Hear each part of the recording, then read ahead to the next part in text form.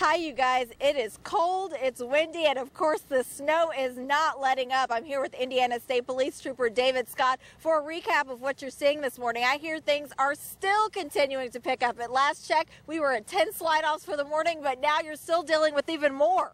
We're also dealing, of course, with the wind. I'm going to show you how windy it is. You can see just how it's kind of taking my paper there and blowing it all around. We've already seen at least 2 plow trucks make their way by in the last half an hour, but the snow flurries continue to come down quite steadily. Right here at Breckenridge Franklin Elementary School, it's very, very clear near the main entrance, but some of the problem spots you'll see is when you come down here on the ground, you've still got a lot of these slick spots sticking around with these cold temperatures. I know when we were coming here earlier today, posted speed limit 55, we had to drop our speed to 40 just to make sure we got here safely today. Those flurries have all but stopped where I'm located, but it is bitterly cold out here. We're at 4th and Cardinal Boulevard, right in front of the Betty Johnson Hall, one of the residence halls on the U of L campus. Some of those students probably still asleep at this hour, and they'll get a couple of extra hours to do it. The school is on a 2-hour delay for classes and offices. We came up here a little bit earlier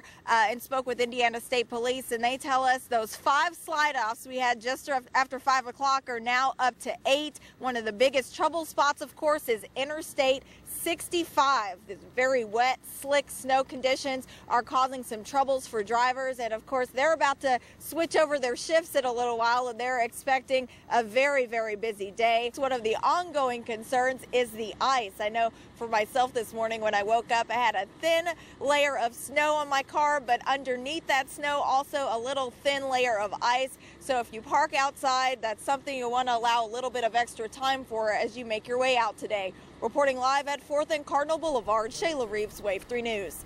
It is very cold out here, but you're right, the kids are coming back to school. I'm here at Breckenridge Franklin Elementary, where there's still some slick spots sticking around here on the ground. Do a little bit of sliding here. We did have some parents contacting our newsroom saying, what about the parking lots? I've got a teenager that's driving.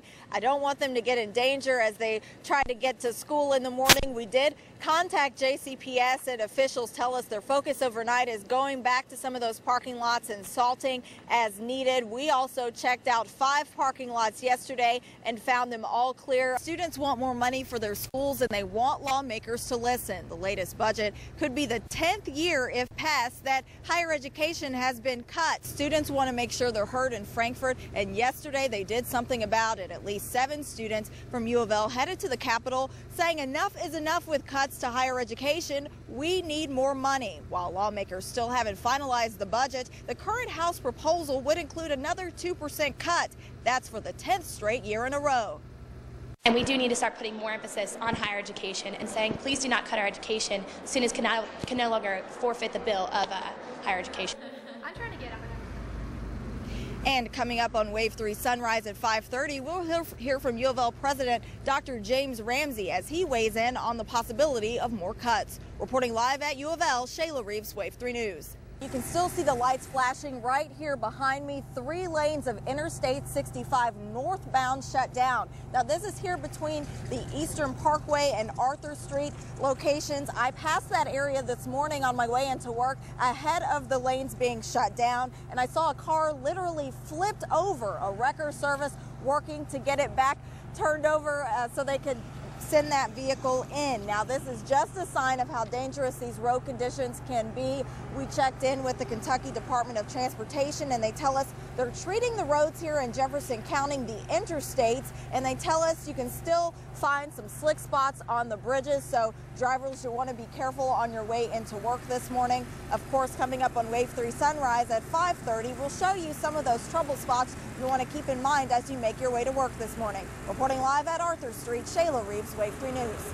Hey, you guys, that accident I told you about at 5 o'clock is all cleared up now. All 3 lanes of Interstate 65 have been moving about the last 20 minutes or so in the northbound lanes. At that location, a pickup truck had actually flipped over, spun out, It was enough to cause police to shut down all 3 lanes there so that the wrecker service could get that cleared away. So if northbound 65 is part of your route, you don't have any problems there to worry about, at least in the stretch between Eastern Parkway and Arthur Street at this time. Now, we did check in with Metro Crews a little while ago, and the latest update, they tell us that the major thoroughfares are described as wet and slushy.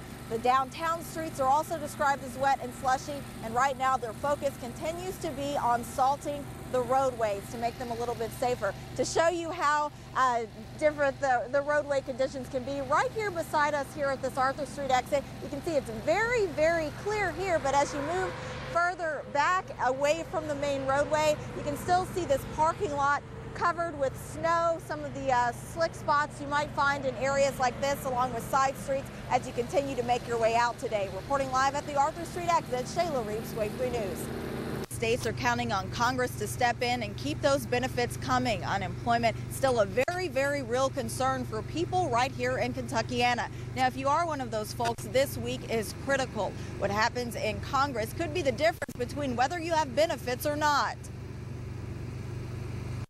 A lot of people think that we're down here drawing unemployment just because it's the easiest way to get by. And let me tell you, it's no fun. It's not a lot of fun. I would much rather be working a 10-hour day, a 12-hour day, whatever it may be, to be earning my money.